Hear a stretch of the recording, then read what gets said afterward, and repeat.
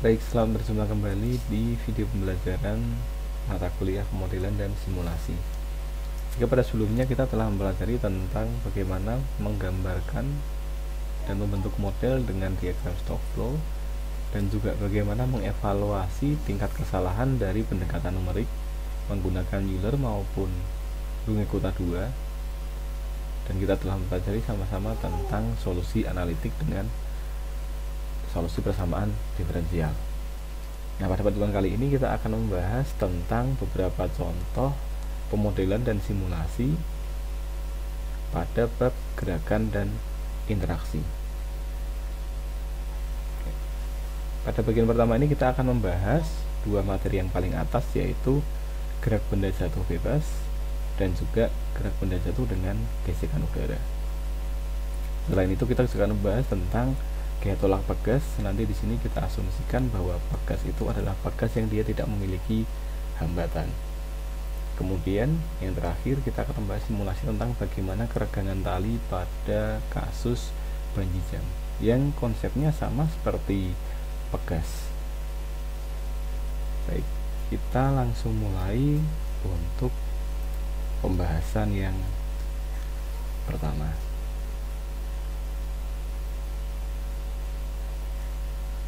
Nah, mengingat kembali di mata kuliah fisika Anda telah mempelajari tentang turunan posisi terhadap waktu yang biasa disebut sebagai sebuah kelajuan atau velocity. Nah, velocity di sini memperhitungkan arah objek. Jadi misalkan saya maju dengan perubahan waktu posisi 10 meter per detik misal, maka disebutkan kelajuan saya adalah 10 meter per detik. Kemudian ketika saya berjalan mundur dengan perubahan posisi yang sama, maka disebut kelajuan saya adalah negatif 10 meter per detik. Jadi ketika maju dianggap sebagai sebuah kelajuan positif, ketika arah sebaliknya mundur disebut sebagai kelajuan negatif. Nah, bentuk absolut dari kelajuan biasanya disebut dengan kecepatan atau kita sering sebut juga speed. Nah, ini adalah bentuk absolutnya dari kelajuan. Nah, nanti kita juga akan bahas kapan kita menggunakan velocity, kelajuan, dan kecepatan. Ya, acuan yang paling mudah adalah kelajuan itu mempedulikan arah sehingga mempunyai nilai negatif. Saya berjalan mundur misalkan, arah saya maju. Nah, di situ ada kelajuan positif dan negatif. Beda dengan kecepatan. Meskipun saya berbelok maju mundur, maka dihitung adalah perubahan posisi terhadap waktu. Nah, kemudian tingkat perubahan kelajuan sendiri terhadap waktu itu disebut sebagai akselerasi. Misalkan anggaplah kita mengendarai sebuah sepeda motor, awal tentunya kelajuannya tidak terlalu tinggi, lama-lama seiring naiknya rasio dari transmisi, maka kelajuan akan semakin tinggi. Nah, perubahan kelajuan disebutnya sebagai akselerasi. Baik, sekarang kita akan membahas tentang sebuah contoh sederhana. Anggaplah ada seseorang itu berdiri di tepi jembatan. Nah, sementara ini kita abaikan dulu gaya gesek. Ya, jadi friction kita abaikan. Nah, orang itu dia melempar bola ke atas. Di sini ada seseorang, misalkan dia melempar bola ke atas. Nah, tentunya nanti akan ada posisi atau ketinggian maksimum. Ketika ketinggiannya maksimum, ya, tentunya kita dapat velocity-nya adalah 0. Nah, Anda bisa ibaratkan, ya, Anda bisa langsung praktekkan juga, Anda lempar benda langsung ke atas. Nah, ketika dia mencapai titik puncaknya, maka saat itu kelajuannya akan 0. Ketika kelajuannya 0, maka dia akan mulai turun karena ada tarikan dari gravitasi. Nah, kemudian di situ nanti kita akan amati bahwa kelajuan awalnya misalkan 10, kemudian semakin tinggi posisinya dia akan semakin melambat. Di titik puncak kelajuannya akan 0, kemudian bola tersebut akan mulai jatuh. Nah, ketika mulai jatuh maka velocity ini akan menjauhi nilai 0 menuju ke nilai negatif. Nah, ketika dia akan turun, velocity-nya akan cenderung negatif. Nah, intinya sama bahwa velocity dalam kasus ini atau kelajuannya akan terus berkurang. Baik, kita bisa gambarkan modelnya seperti ini ya. Karena kita mengabaikan sementara yaitu gaya gesek dan massa benda, maka yang berpengaruh terhadap kelajuan hanya gaya gravitasi ya. Sementara ini massa kita abaikan, jadi ya friction kita abaikan ya, sehingga yang membuat kelajuan berubah hanya gravitasi. Baik, dari dua buah stok ini, velocity dan juga position, nanti kita akan coba modelkan ya, pemodelan yang paling sederhana ya. Sama seperti yang sebelumnya, kita akan menggunakan Euler, dimana kalau kita tuliskan, misalkan kita menggunakan VI sama dengan VI-1 ditambah dengan, kita dapat di sini karena perubahan posisi ya, kita akan itu sebagai ds per dt dikalikan dengan delta t. Nah, kalau kita lihat di sini ternyata yang berpengaruh hanya gaya gravitasi. Maka ya kita langsung masukkan aja di sini. ds per dt-nya, perubahan posisi terhadap waktu, hanya dipengaruhi oleh gravitasi.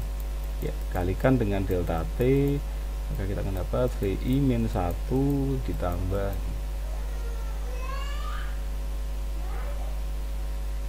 Nah, begitu pula untuk posisi yang terbaru adalah posisi sebelumnya ditambah dengan kelajuan dikalikan dengan delta t.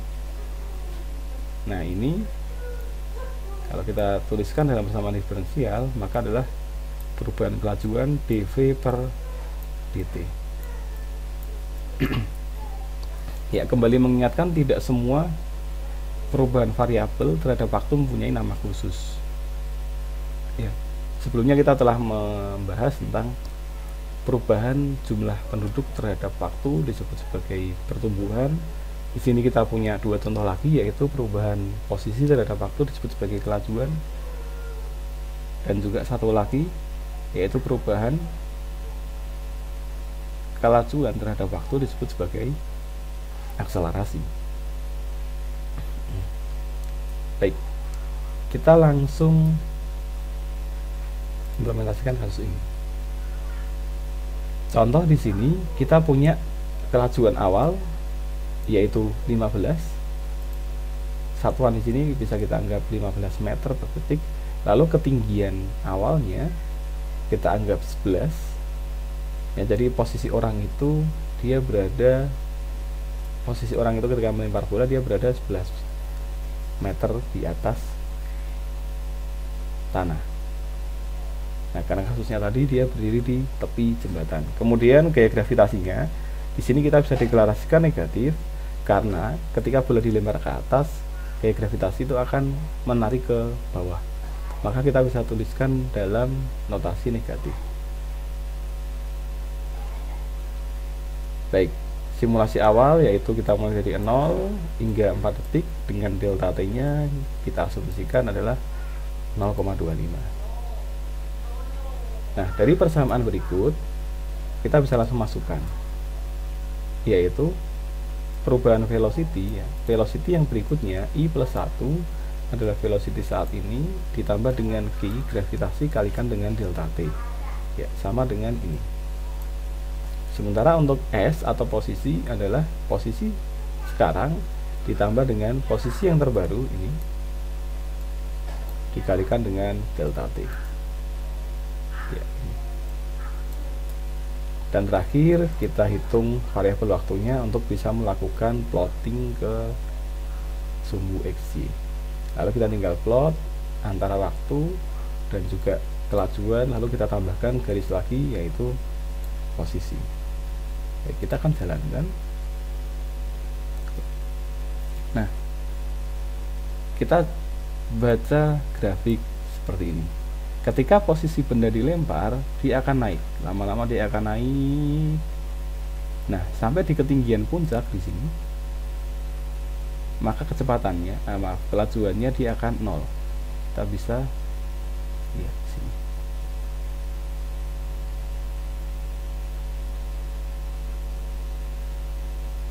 Ketika dia berada pada posisi puncak, ketinggian 20, perhatikan di sini posisi 20 di sini, lalu kita buat perpotongan. Nah, ternyata lajunya adalah 0, dia tinggi. Nah, perlu kita pahami bahwa benda itu tidak dilempar dengan arah yang miring seperti ini, tetapi dia tegak lurus ke atas. Nah, ini hanya urutan dengan waktu kejadian. Ya, jadi kalau kita ilustrasikan, dia akan semakin tinggi. Nah, di puncak tingginya dia, di puncak ketinggian dia, maka kita bisa ambil di sini, kita tarik garis. Nah, kelajuannya 0. Awalnya dia semakin melambat, 15, 14 dan seterusnya. Setelah 0 di sini dia berada di puncak. Setelah di puncak, bola itu akan turun semakin cepat, semakin cepat, semakin cepat, tetapi dalam arah yang berlawanan. Sehingga ketika digambarkan dengan velocity, dia akan muncul garis seperti ini. Dia bertambah tetapi dalam arah berlawanan sehingga negatif. Jadi kalau kita baca grafik ini, maka kita dapat awal mula kelajuannya dari 15, kemudian semakin turun sampai 0 di puncak. Lalu setelah itu benda jatuh tersebut akan turun, terus turun. Nah, kelajuannya pun akan semakin besar tetapi dalam arah berlawanan atau sumbu negatif. Nah, bisa juga di sini kita tambahkan satu untuk mendapatkan ilustrasi yang lebih baik, yaitu harga mutlak dari V.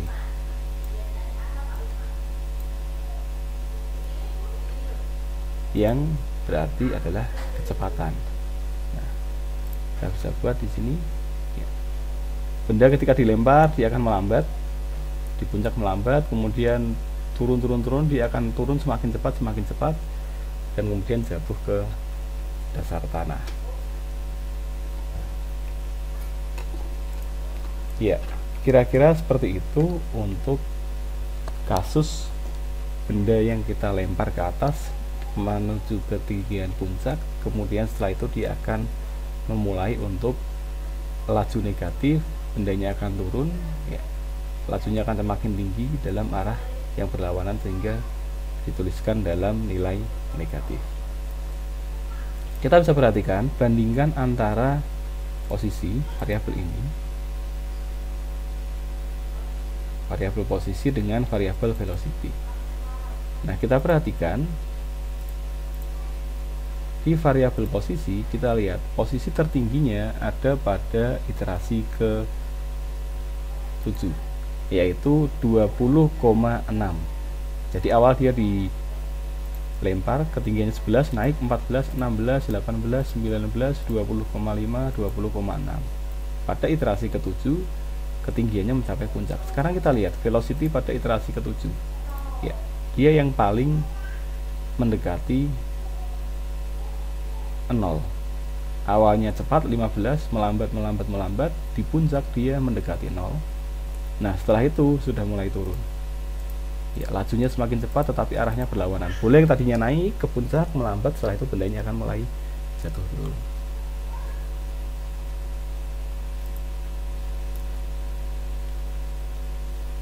Baik.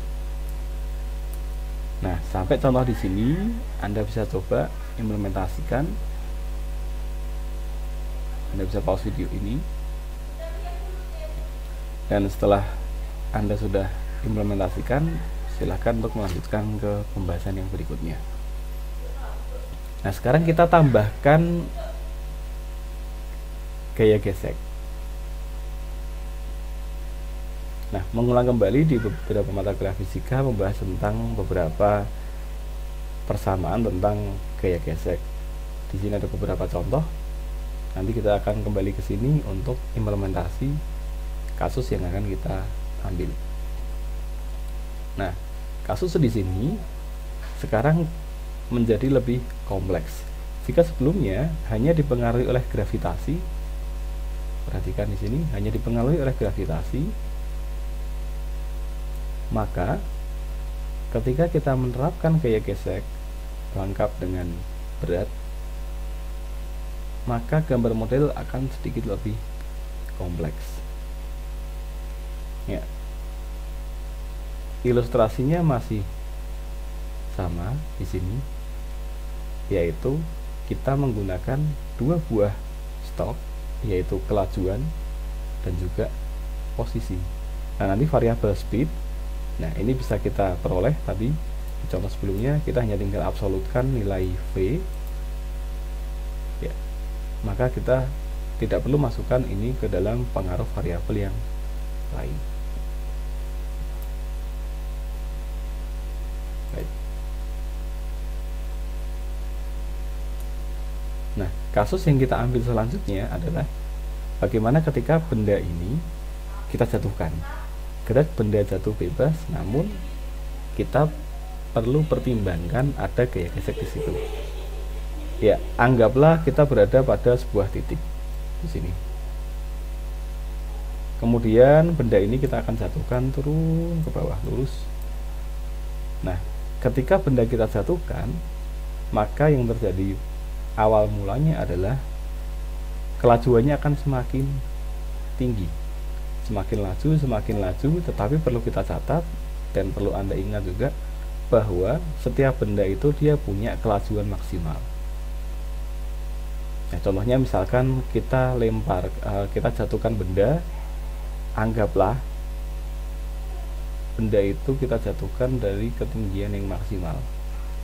Nah, tidak mungkin kan benda tersebut semakin cepat kemudian dia akan mendekati kecepatan cahaya. Pasti dia mempunyai batas maksimal dari kecepatannya kelajuannya ketika dia jatuh. Nah, maka model yang bisa kita gambarkan seperti ini, yaitu percepatan gravitasi akan mempengaruhi berat, massa juga akan mempengaruhi berat. Kita tahu bahwa berat adalah massa dikalikan percepatan gravitasi. Jadi kita dapat benda, berat benda, kemudian massa benda. Nah, di sini kita dapat gravitasi.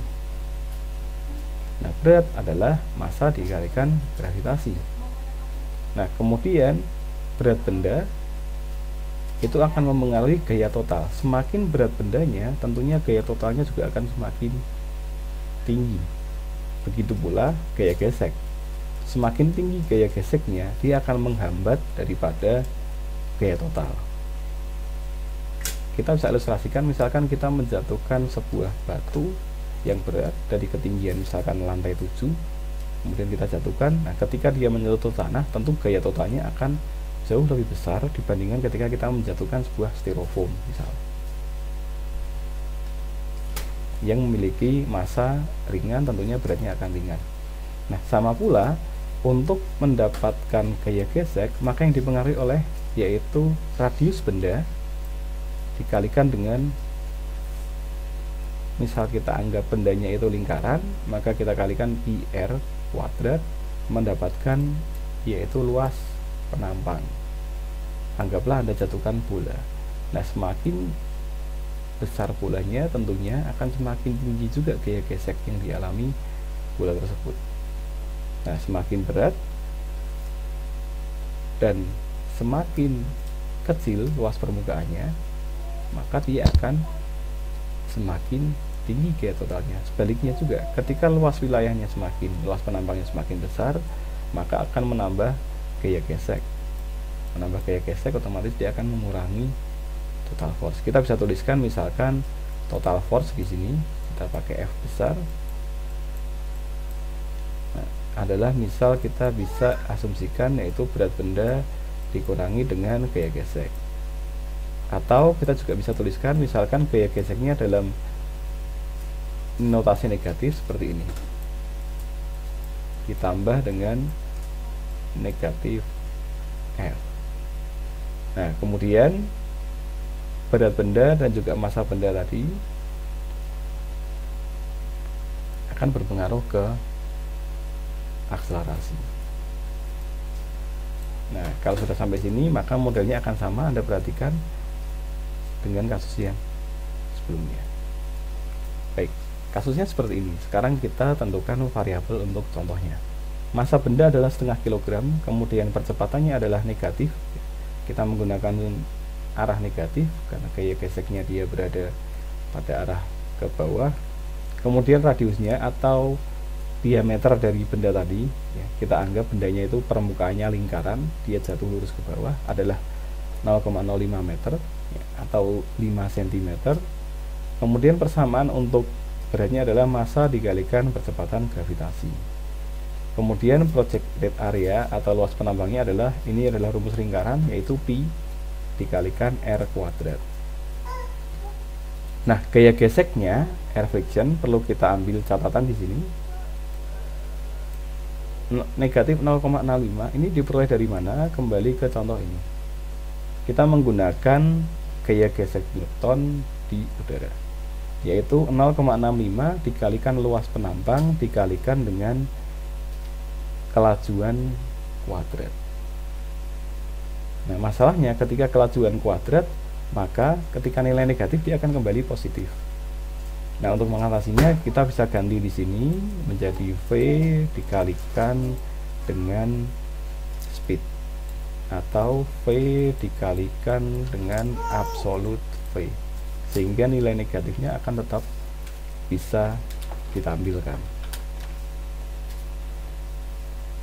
Ya, lalu total force tadi kita dapatkan adalah berat ditambah gaya gesek udara.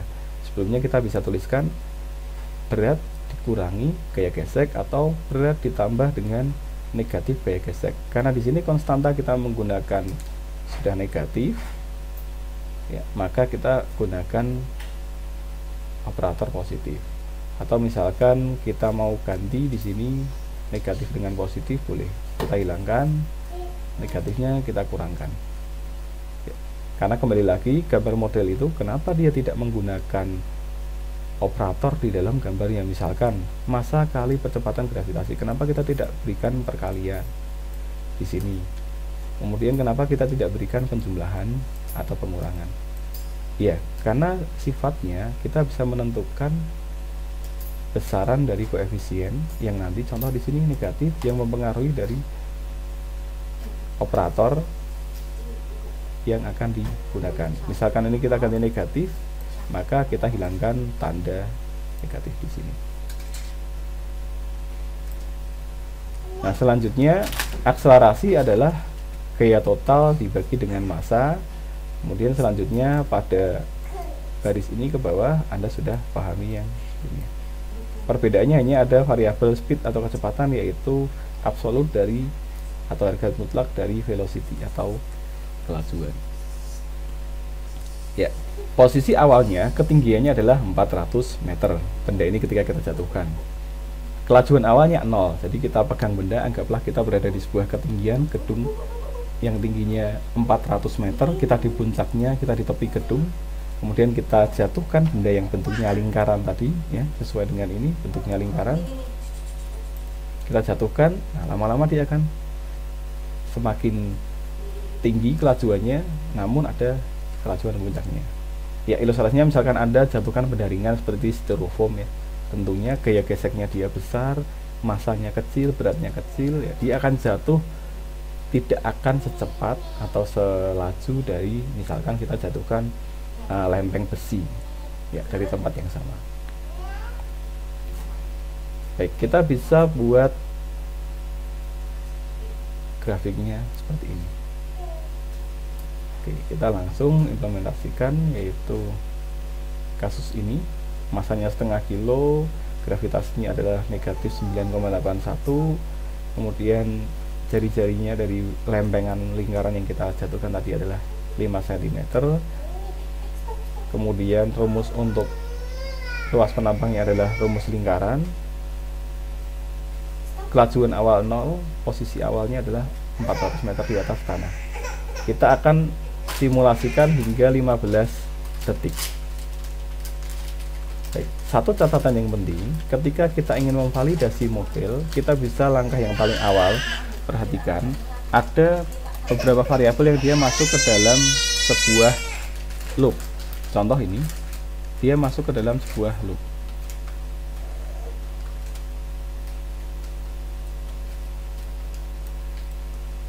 Yaitu ada gaya gesek, F, ada total force, ada acceleration. Maka untuk mempermudah implementasinya, kita bisa tuliskan di sini. Ada friction, total force, dan acceleration. Ya. Perhatikan 3 variabel ini, ya. Air friction, total force, dan acceleration.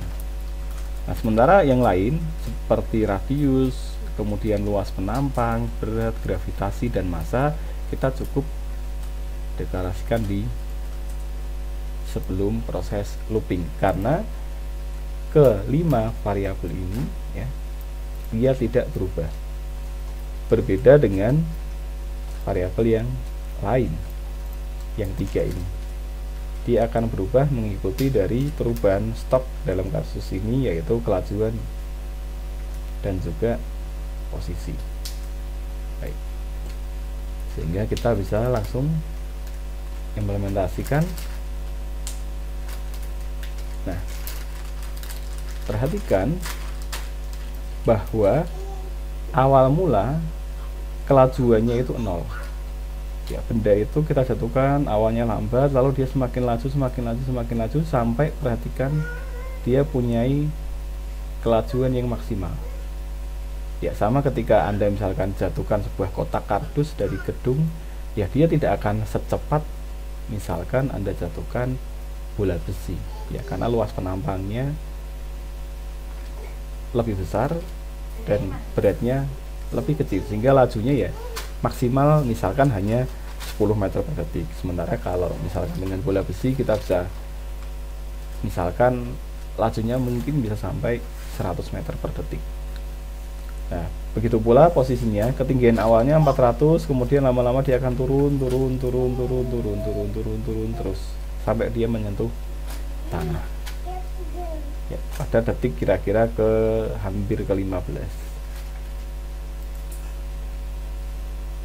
Nah, di sini kita bisa perhatikan dalam membuat suatu tampilan grafik, ya. Kalau kita tidak lakukan penyesuaian nilai variabel, maka akan tampil seperti ini. Nah, sementara kalau kita sesuaikan, misalkan skalanya kita sesuaikan, misalkan di sini kita kalikan dengan 10. Maaf, sebelumnya kita hilangkan dulu. Maka tampilannya akan kurang bisa difahami kapan dia mencapai kelajuan puncaknya. Nah, hal ini bisa kita lakukan ya, dengan menu skala ulang, kita kalikan dengan 10.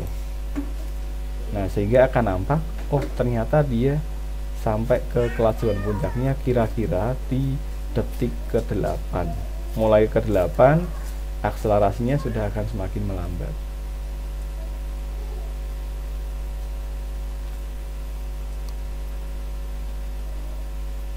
Ya, sekian untuk yang kasus benda dengan gesekan. Nah, Anda bisa cobakan di sini, ya, implementasi ini Anda bisa cobakan di perangkat Anda.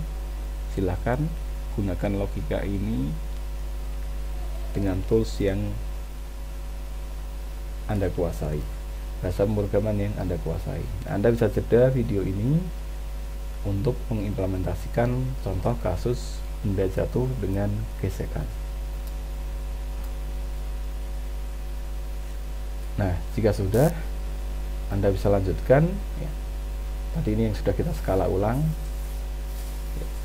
Bagaimana kalau kasusnya berbeda? Satu lagi, tadi benda jatuh ketika luas penampangnya konstan. Kardus kita jatuhkan ya dia akan seperti itu luas penampangnya. Beda kalau kasusnya misalkan terjun payung. Awal si penerjun payung ini, si diver ini dia akan lompat misal dari ketinggian tertentu.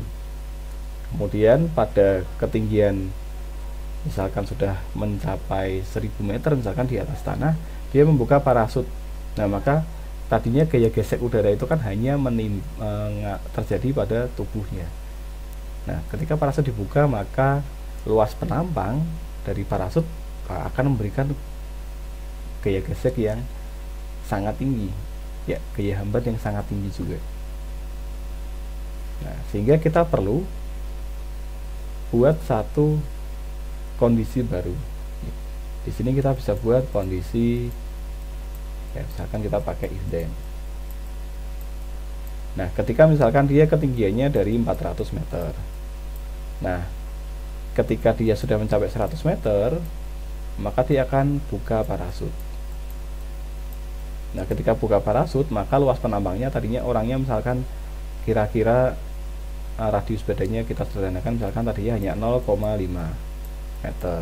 Karena parasutnya besar, maka projected areanya bertambah misalkan jadi 10.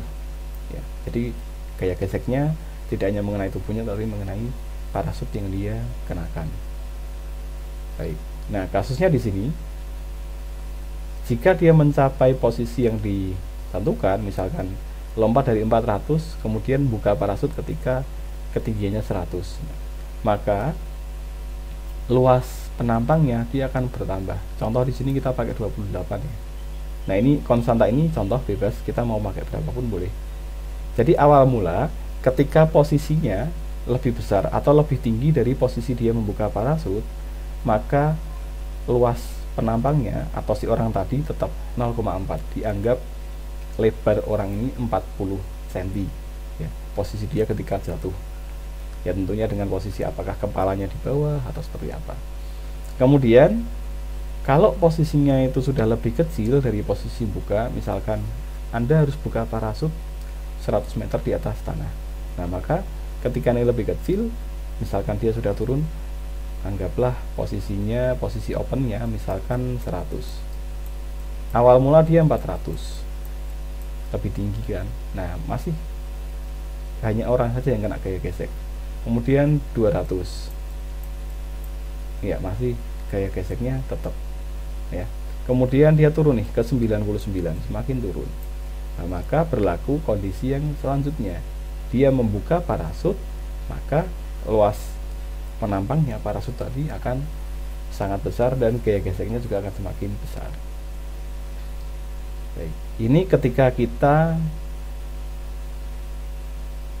gambarkan dengan nilai normal akan nampak sulit dibaca, tetapi tadi sama kita bisa skalakan ulang. Ya. Di sini kita skalakan dari kecepatannya yaitu 30 kali lipat. Kenapa kita menggunakan kecepatan pada kasus ini? Ya, sama seperti kasus sebelumnya, karena si penerjun payung itu kan dia tidak mengalami arah yang berubah. Dia akan terus turun saja. Beda misalkan orang lompat ke atas, misalkan dia ingin melompat ke kolam renang. Pertama dia memantul ke papan, kemudian naik ke atas, lalu setelah itu turun ke bawah, masuk ke kolam. Nah, karena kasusnya di sini kita hanya turun, arahnya satu arah ke bawah, bisa kita gambarkan dengan speed. Nah, perhatikan ketika kasus di sini pada ketinggian 1000, ya, kasusnya dia lompat dari ketinggian 2 km di atas tanah atau 2000 meter. Ya, lama-lama dia akan turun cukup cepat. Nah, sampai di 1000 dia buka parasut. Nah, lama-lama dia akan turunnya lambat. Begitu pula ketika awal lompat, dia kelajuannya, kecepatannya 0. Semakin cepat, kemudian dia hampir mendekati kecepatan maksimal. Setelah itu dia buka parasut, maka kecepatannya langsung turun drastis.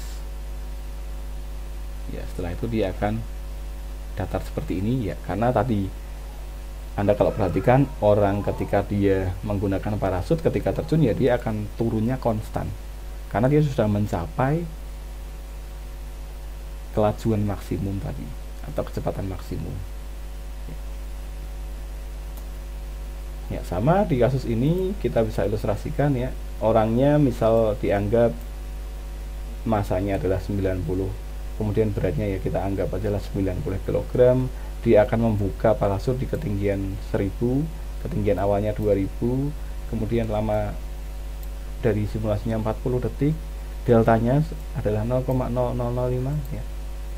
Kemudian ini kondisi yang tadi kita buat, if S open, if posisinya lebih besar daripada posisi open, maka tetap ya hanya radiusnya orang. Sementara kalau dia lebih kecil dari nilai 1000 tadi, atau sudah semakin rendah ketinggiannya dari atas tanah, buka parasut, maka dia akan mengalami gaya gesek yang lebih tinggi akibat dari luas penampang parasut yang jauh lebih besar. Nah, persamaan ini dia akan sama seperti yang kasus sebelumnya. Kalau Anda perhatikan ya, bedanya hanya ada pada kondisi ini. Di kondisi ini yaitu luas penampangnya diperoleh dari konstanta yang sudah kita tentukan. Sementara di kasus sebelumnya ya luas penampangnya diperoleh dari rumus lingkaran, karena dianggap benda yang disatukan adalah lempeng lingkaran. Ya, kita bisa kalikan 30 supaya tampilannya lebih mudah dipahami. Ya, seperti ini.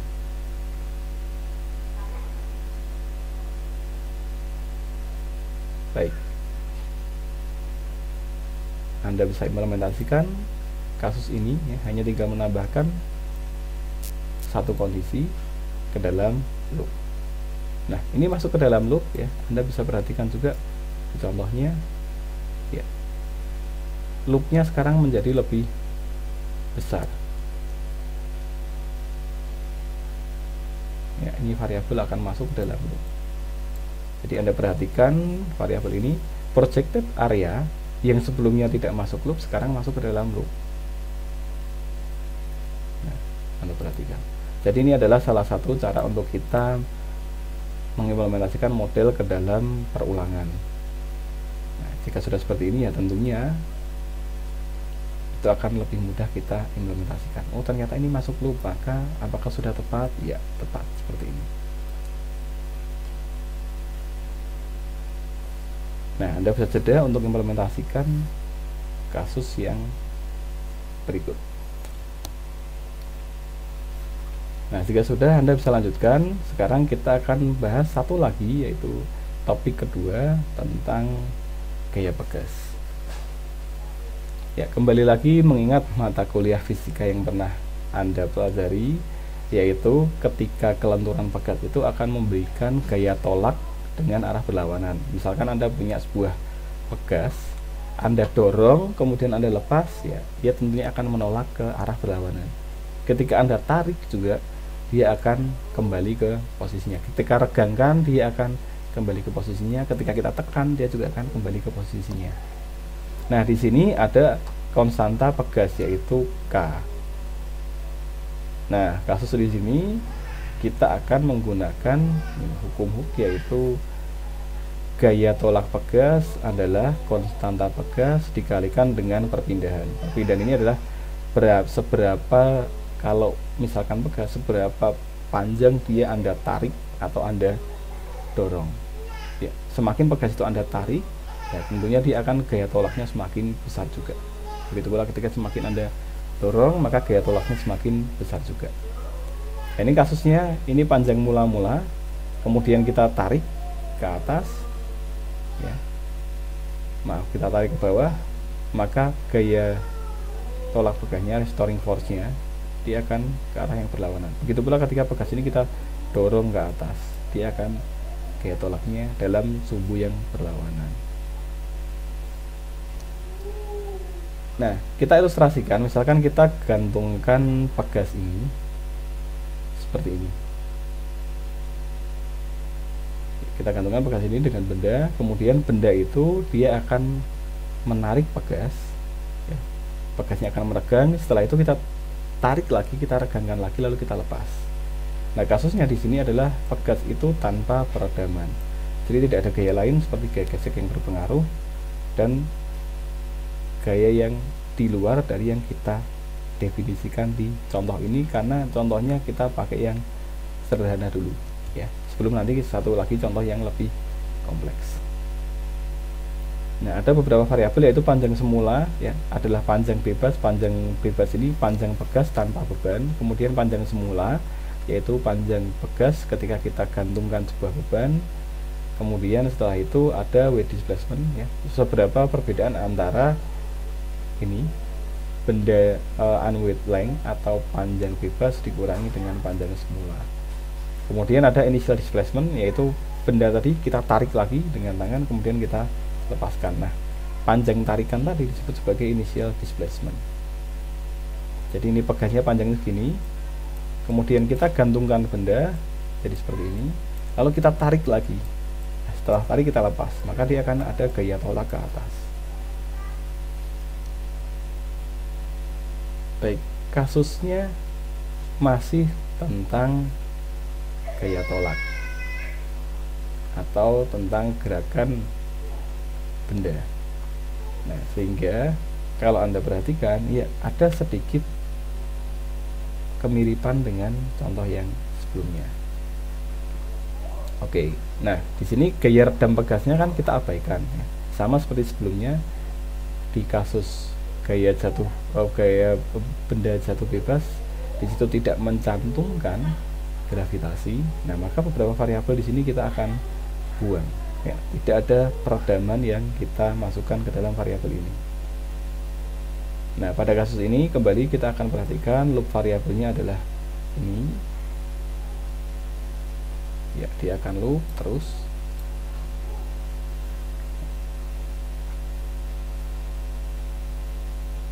Lalu bagaimana kita mengganti model yang sebelumnya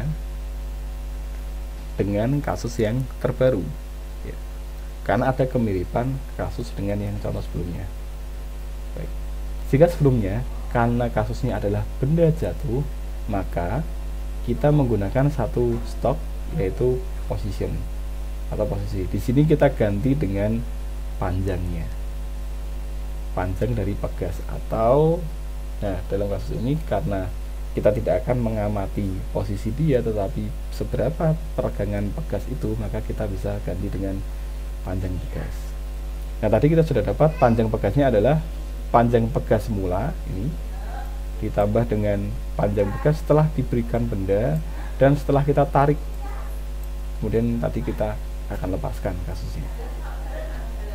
Nah, lalu seberapa berpengaruh ya perubahan karena berat ini atau weight displacement, yaitu spring constant berat dibagi dengan spring constant. Semakin berat bendanya, pegasnya akan semakin tertarik ke bawah.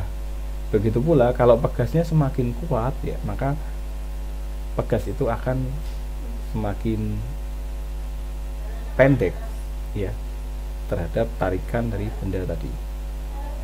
Gitu ya. Jadi kenapa dibuat persamaan seperti ini? Jadi kalau pegasnya itu misalkan tidak kuat, kita gantungi benda, dia akan semakin panjang, tapi kalau kuat dia akan semakin pendek. Ya, makanya spring constant di sini berfungsi untuk membagi dari berat benda. Nah, lalu kita masukkan persamaan ini. Persamaan ini tentunya kita sudah dapatkan dari beberapa kasus ya. Anda sudah belajar banyak tentang fisika. Yaitu gaya tolak pegas kita pakai hukum Hooke tadi ya, yaitu spring constant min K dikalikan dengan S. S di sini ya, atau dalam kasusnya tadi adalah length ya, atau panjang pegasnya ya, yaitu panjang pegas dikurangi dengan panjang pegas tanpa beban apapun dan tanpa kita tarik. Perhatikan di sini. Nah, kemudian ada sedikit perubahan, yaitu kita anggap gaya gravitasi ini nilainya positif. Karena gaya tarik gravitasi itu kan ke bawah. Tadi bendanya kan awal mula juga kita tarik dengan tangan ke bawah. Benda yang digantungkan ke pegas juga akan membuat pegas itu meregang ke bawah juga. Ya, kembali lagi, misalkan ini mau kita ganti negatif, boleh, tidak masalah, tetapi nanti dalam persamaannya kita harus ganti dengan yang melibatkan gravitasi harus kita ganti dengan negatif. Ya, kasusnya seperti ini ketika pegas itu ditarik ya. Kemudian kita lepaskan ya, awal mula kita tarik sampai 1,5 meter, kemudian kita lepaskan, dia akan semakin pendek, kembali panjang lagi, pendek lagi, dan terus. Baik, kita bisa ilustrasikan di sini. Ya, kita ilustrasikan misalkan sampai detik ke-5. Ya, dia akan seperti ini. Awal mulanya yaitu unweighted length-nya atau panjang pegas aslinya adalah 1. Kemudian kita pakai initial displacement, kita tarik 0,3 meter atau 30 cm. Kemudian ada weight displacement ya, didapat dari berat benda. Ya, massa kali gravitasi positif di sini jadi berat benda. 0,2 kita anggap di sini kira-kira dia 10 lah. Maka kita dapat 0,2 tambah 0,3. Nah, sesuai dengan nilai ini. Kira-kira dia panjang pegas awalnya meregang dari 1 meter menjadi 1,5 meter. Ya. 20 cm karena beban, 30 cm karena kita tarik. Kemudian setelah kita tarik, kita lepaskan, pegasnya akan kembali ke posisi awal.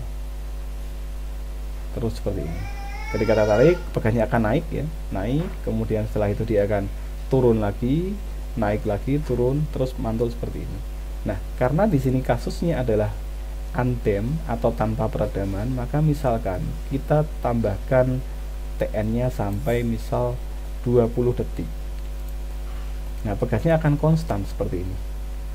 Karena dianggap dia tidak memiliki peredaman seperti gaya gesek udara di kasus yang benda jatuh tadi. Ya, padahal kalau faktanya kan ketika pegas itu kita tarik ya, dia akan naik turun, lama-lama kan dia akan mencapai yang tadi kasusnya disebut equilibrium atau kestabilannya. Nah, lama-lama dia akan diam ya, karena ada peredaman di situ. Nah, kasus dengan peredaman kita akan bahas selanjutnya. Nah, pada kasus ini Anda bisa implementasikan ya, variabel ini Anda bisa perhatikan, Anda bisa gunakan nilai yang sama atau gunakan nilai yang berbeda. Nah, satu yang penting kembali tentang loop ya, yaitu spring force, kemudian di situ ada total force, ada akselerasi, dan seterusnya. Ini yang perlu kita masukkan ke dalam sebuah variabel loop. Ya, sebuah kondisi perulangan. Ya, kalau kita lihat kasus di sini, ya ada restoring string force, total force, acceleration. Ada 3 ini ya, restoring string force, total force, dan acceleration. Ya, ada restoring string force, kemudian ada force di sini, total force, dan acceleration. Baik, Anda bisa coba implementasikan, Anda bisa jeda video ini. Dan jika sudah selesai, Anda bisa lanjutkan ke kasus terakhir untuk pembahasan pada video kali ini. Sekarang kita ke kasus yang lebih nyata lagi, yaitu tentang kasus bungee jumping. Ya, seorang dia pada ketinggian tertentu, kemudian kakinya diikat dengan tali yang dapat meregang, kemudian dia melompat. Nah, nanti pada saat talinya mencapai peregangan maksimal, maka si pelompat ini, si orang ini, dia akan tertarik kembali karena gaya tolak pegas, dalam hal ini talinya.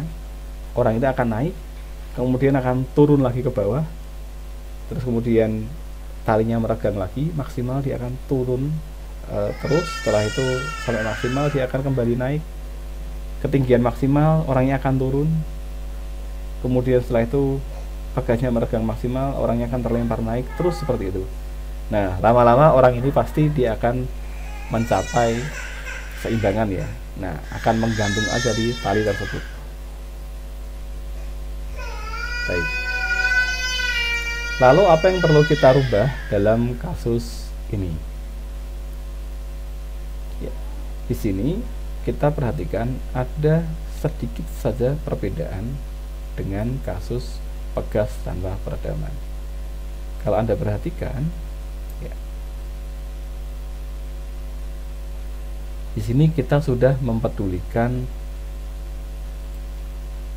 luas area dari si orang yang melakukan bungee jumping. Nah, Anda perhatikan itu tadi yang akan kita gunakan sebagai variabel untuk peredaman, kan di sini tidak ada. Nah, sehingga luas wilayah atau luas penampang akan berpengaruh terhadap gaya geseknya dia, akan mengurangi gaya totalnya. Terus ya, di sini ada variabel loop ini. Nah, gaya gesek ini nantilah yang akan mengaruhi sehingga si orang tadi dia akan semakin kecil gaya tolaknya. Ketika awal lompat, talinya tentunya akan meregang maksimal ya. Orangnya akan pada ketinggian yang minimum ya, mendekati tanah, kemudian tertarik ke atas, kemudian sampai ke ketinggian puncak ya, seperti kasus orang yang bola yang tadi kita lempar. Kemudian setelah itu dia turun lagi ke bawah ya, hampir menyentuh tanah lagi, kemudian terkena gaya regang tali, kembali terlempar naik dan seterusnya. Nah, ada satu kondisi yang perlu kita masukkan, yaitu beda dengan pegas. Ketika pegas kita dorong, dia akan menolak ke arah berlawanan, kita tarik juga. Sementara tali yang digunakan pada bungee jump itu hanya akan memiliki gaya tolak ketika orang itu menarik tali tersebut. Misalkan dia berada pada ketinggian misalkan di sini, misalkan orangnya di sini, lalu di sini ada tali pegas, dia turun sampai di sini. Nah, anggaplah panjang talinya sekian. Nah, maka mulai ketinggian ini dia akan terkena gaya tolak pegas atau gaya tolak talinya. Sebelumnya dia tidak akan terkena karena dia belum meregangkan tali. Di sini talinya masih ya mungkin bentuknya seperti ini, masih belum tertarik. Sampai di ketinggian tertentu talinya akan mulai meregang. Nah, sampai di sini misal ya, talinya akan mulai meregang terus. Nah, saat inilah dia akan mendapatkan gaya tolak maksimal. Lalu orangnya naik sampai ketinggian di sini, naik lagi, kemudian karena sudah mencapai ketinggian maksimal dia akan kembali turun ya. Anda bisa saksikan di beberapa misalkan video orang bungee jumping untuk mendapatkan logika atau ilustrasi yang lebih nyata gitu ya. Jadi jika panjangnya atau panjang si orang tadi lebih tinggi daripada panjang talinya, unweighted length-nya, maka berlaku ini ya, gaya tolak pegas seperti ini. Ini adalah min K, ini min K dikalikan dengan di sini adalah displacement-nya atau posisinya. S, ini min K kali S. Nah, kalau dia sudah misalkan posisinya kembali ke sini, kan dia tidak mendapatkan nih gaya tolak pegas, maka restoring spring force-nya kembali ke 0. Jadi orang ini hanya akan terkena gaya tolak tali pegas tadi ketika dia meregangkan talinya ya pada ketinggian tertentu. Dan satu catatan, kita abaikan ya berat tali. Jadi kita anggap talinya itu tidak memiliki berat, karena ketika kita masukkan berat tali juga, maka akan lebih kompleks lagi model yang kita buat. Ya, ini ilustrasinya. Jadi awal mula panjang talinya 0 ya. Nah, kita perlu analogikan seperti ini. Ini ketika orangnya berada pada, anggap, nah ini area bungee jumping, orangnya berada di sini. Berarti panjang talinya 0. Karena panjang tali di sini dengan panjang orangnya posisinya masih sama. Kemudian dia lompat dia akan semakin turun terus. Nah, sampai di sini dia mulai meregangkan talinya. Kemudian, nah dia hampir menyentuh tanah. Jadi kita balik ya, di sini posisi ketinggian mula, ini adalah posisi tanah misalnya. Orangnya akan turun, hampir menyentuh tanah, kemudian kena regangan tali pegas, dia sampai ke ketinggian yang hampir semula lagi, ketinggian puncak, kembali lagi. Ketika ketinggian puncak ya, ini dia berada pada ketinggian puncak. maka velocity-nya dia akan 0. Perhatikan di sini. Velocity-nya dia akan 0. Ini bisa kita petakan ke sini. Kemudian dia akan turun lagi dengan kelajuan tertentu, kemudian sampai di sini kena regangan tali pegas lagi.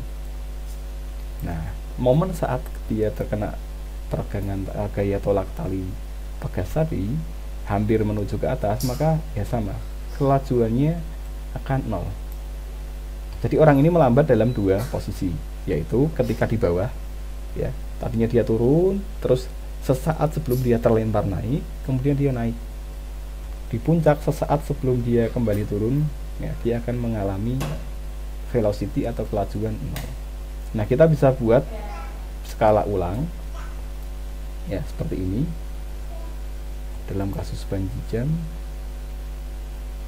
ini adalah semula kasusnya.